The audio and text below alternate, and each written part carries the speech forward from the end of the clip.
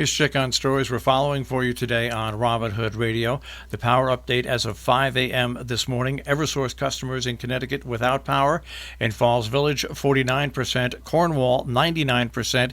Kent, 86%. New Milford, 39%. Norfolk, 98.57%. North Canaan, 34%. Salisbury, 40%. Sharon, 82%. And Torrington, 26%. Central Hudson's outage summary in Columbia, 172 businesses or homes without power. In Dutchess County, 6,486. In Greene County, 65. And in Ulster County, 217. NYSEG in New York by county, 9,322 without power in Dutchess and 16 without power in Ulster County. A report from the National Grid in Berkshire County said this as of 5 a.m. While thousands of National Grid employees and contractors have made progress in the past 48 hours, since service was interrupted to 381,000 of our customers, there still is a small percentage of outages that will continue to be worked on through Friday. We know the inconveniences that power outages cause, and we're continuing to work as quickly as possible while keeping safety a number one priority. Restoration times will be refined if you check on their website. But we do have some information on ways you can get your cell phones charged and also get some bottled water. Numerous charging stations are available at the Norfolk Town Hall for those that need to charge their phones, flashlights, computers, and more.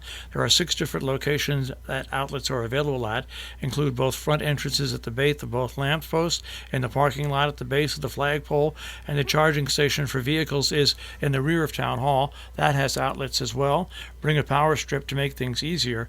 Please adhere to social distancing rules. Sharon Fire Department this week has been open and have a charging station if you needed to recharge your portable electric. And also the Amenia Town Hall has had a charging station in the foyer. They also have been handing out bottled water this week. A story that broke earlier this week, faced with 40% drop in revenue this summer due to the COVID-19 pandemic and the annual winter slowdown, which is coming up. Toymakers Cafe in Falls Village has decided they will serve their last waffles and banger platters on Labor Day. The closure of the cafe Monday, September 7th, will rock all the people that stop by, especially motorcyclists that stop by. Riders use that as a waypoint. The British Theme Eatery has been a regular gathering spot during its 18 years of existence. In Cornwall, planning for future housing alternatives took a step ahead about a week ago as the Board of Selectmen announced their regular meeting that the town's been awarded a state housing grant. That $10,000 grant will cover the cost of interactive processes that look at all the housing options. First Selectman Gordon Ridgway said the timing was good because, quote, the Planning and Zoning Commission is currently reviewing its regulations, end quote, following the completion of the Town Plan of Conservation and Development, which forms the basis of those regulations. He noted that Cornwall was the first town in the region to come up with the concept of accessory apartments as a housing option. Pine Plains Fire Company is looking for voter support. On August 11th, Pine Plains voters can cast their ballots in a special election to authorize the Pine Plains Fire Company to issue $275,000 in bonds to finance the cost of purchasing a new pumper. The Pine Plains Fire Chief Brian Walsh said the fire department includes a new piece of apparatus in its budget every 5 years, totaling a maximum estimated cost of $375,000. The department is currently looking to purchase a 2021 Class A pumper to replace its older pumper. Considering the issues with the department's current pumper, Walsh said this one is a piece of equipment that has given us the most trouble, adding the department has spent a lot of money in repairs. Over the next few weekends, community members and travelers passing through the region can find themselves looking at a new installation in the hamlet of Wassaic. QZ Stand, a pop-up newsstand featuring almost 30 independent publications centered on food, art, wine, culture, and other topics. It personifies the latest projects from 10 Mile Table, a local group driven by desire to celebrate the intersection of food, art, and culture up and down 10 Mile River, according to its website, 10miletable.com. It's presented in partnership with the Lantern and the Wassaic Project. 10 Mile Table aspires to highlight and nurture the area's voices and viewpoints through events such as community meals, pop-ups, performances, and collaboration.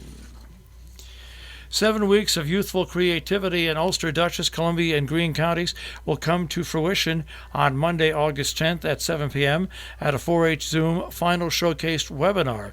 The evening will be a culmination of virtual work by 13 students aged 9 through 13, all of which was planned and supervised by 3 student interns from Cornell University working remotely from their homes in New York City, Connecticut, and Pennsylvania. The evening will be a culmination of that work. According to 4-H team leader for Columbia and Greene counties, Linda Tripp, the virtual program focuses on stories about what life was like in rural counties as the participants learned about techniques of storytelling and methods for engaging with their communities. For the Zoom showcase, the presenters chose different methods of sharing their stories. The Connecticut Siting Council has continued the hearing on the 154-foot-tall AT&T cell phone tower. That'll be happening on August 11th. Members of the public can listen in but not make comments. For more information on this and the other documents, meetings, and hearings regarding that cell tower, Kent website at townofkent.org. Using the docket number provided there, you can follow the links to the State Siting Council website. Sharon Park and Recreation will hold its annual Sharon Sprint Triathlon August 8th at the Town Beach. The event kicks off at 8 a.m. with a half-mile swim, 12-mile bike ride, and 4-mile run. With triathletes planning to participate, they really look forward to a big field for the event, according to Matt Meddy. COVID-19 protocols will be followed, including no guests, masks must be worn before and after limited refreshments, and self-medal awarding. The Road to Women's Suffrage in Sharon, a new exhibition at the Sharon Historical Society and Museum, will open up on Saturday and remain on view through November 28th. The exhibition documents the combined efforts of women and men from cities and small towns like Sharon across the state of Connecticut. The exhibition brings together photographs, artifacts, and archival documents from collections across Connecticut, illustrating the stories of suffrage movement in Connecticut's Litchfield County. Coming up on the 8th at 5 o'clock in Cornwall, there'll be a discussion on COVID and college that is scheduled for the library. The Sharon Ambulance Squad will be doing a drive-style pickup pancake breakfast for the firehouse on Sunday. They love seeing everybody in town, so they invite you to stop by and pick up some breakfast. $7, you get a to-go breakfast of pancakes, French toast, eggs, potatoes, bacon, and sausage. Now, they can't do special orders. If possible, please pre-order by calling Bexy at 860-364-0663. They're asking you to wear a mask, to pick up your food, and socially distance while waiting. Cash or credit cards are available to be used. If it's hot outside, please be patient as they run up and down the stairs to get your meal for you. Bring some water to drink and stay hydrated, or consider buying a tote bag for $5 to carry your breakfast home. Above all else, know that they're grateful for your continued support. Eversource reported power had been restored to 332,000 customers through 11:30 on Thursday, while about 533,000 more remained without power. Meanwhile, Governor Ned Lamont has met with Eversource executives, and after that meeting, he announced he's requesting the Connecticut Public Utilities Regulatory Authority to conduct an investigation of the state's utility companies, including Eversource and United Illuminating, amid widespread outages. Quote, "I want them to feel the sense of urgency that we felt when there's an outage. I want to make sure we put every person we can to the table to make sure we're taking care of them. I don't want excuses. We're going to do some assessment.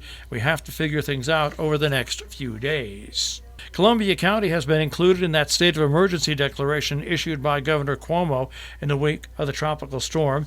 The state of emergency makes local governments eligible for additional cleanup and operational support in the wake of the storm. Additional counties locally included Dutchess County in New York and Westchester County as well. A Greene County public defender has been arrested and charged with 2 felonies in relation to alleged assault, according to state police.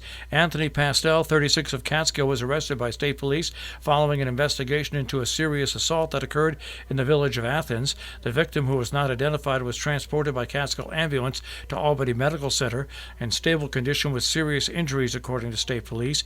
Pastel was charged with second-degree assault and second-degree strangulation, both Class D felonies, endangering the welfare of a child, a Class A misdemeanor, and driving while intoxicated, an unclassified misdemeanor.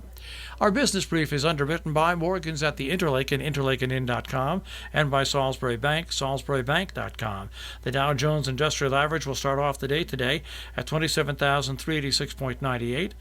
The NASDAQ starts off today at 11,108.07 and the S&P 500 at 3349.18.